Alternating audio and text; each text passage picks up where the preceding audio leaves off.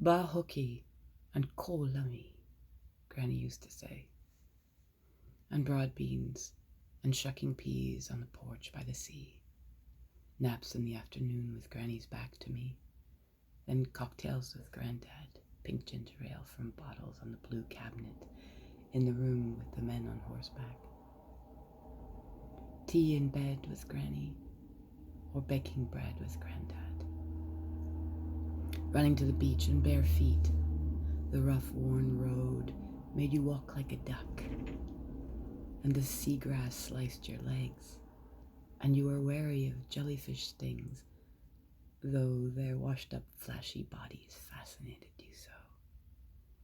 And the jetty, with its oily smell, haunts you still. Sandbars, if we were lucky, racing after clams as they dove deeper into the sand, and how their fat tongue would spit at you if they were caught and put in the bucket to be cooked up by Granny. And the washing machine, where I would help Granny wring out the clothes and watch her strong hands. No one has her thumbs, says Mom, but Daintree wears her bracelet.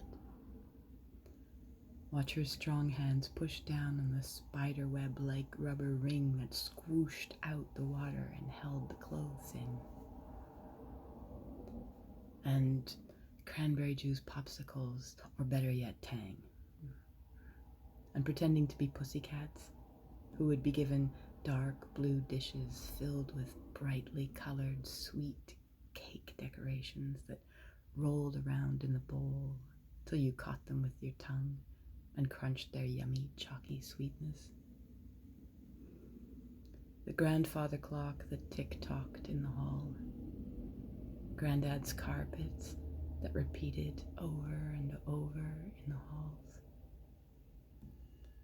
The never-ending sound of the sea and the smells that wrap themselves round you like pear's soap, witch hazel, the shed, downstairs where everyone slept but me, Granddad's bread, and the smell of the cupboard in the upstairs hall. Knitting hot water bottle covers of soft pinks, yellows, greens, and blues.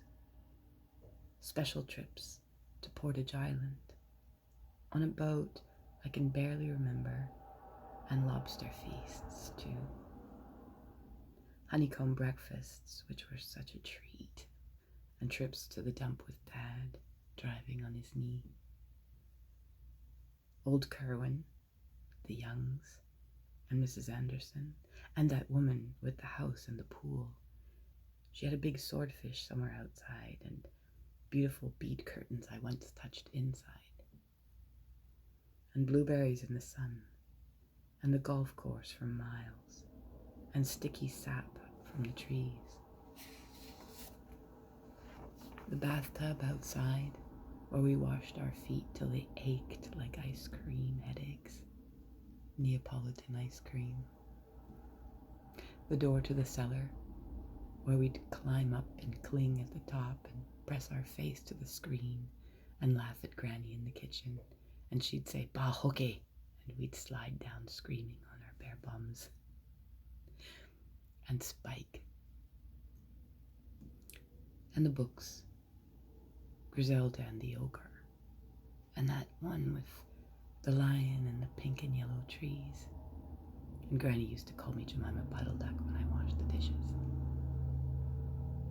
Crawling into bed with Granny in the morning, listening to her tummy rumble, touching the black Chinese box by her bed, her big dresser drawers, her red hat, her glassy things with silver lids, and her smell of stephanotis.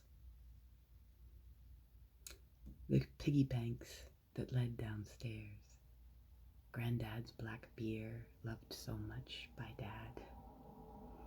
The big shiny Buddha, and the tall one too. The beautiful glass paperweights, and the room with a view of the sea that forever I'll carry in me.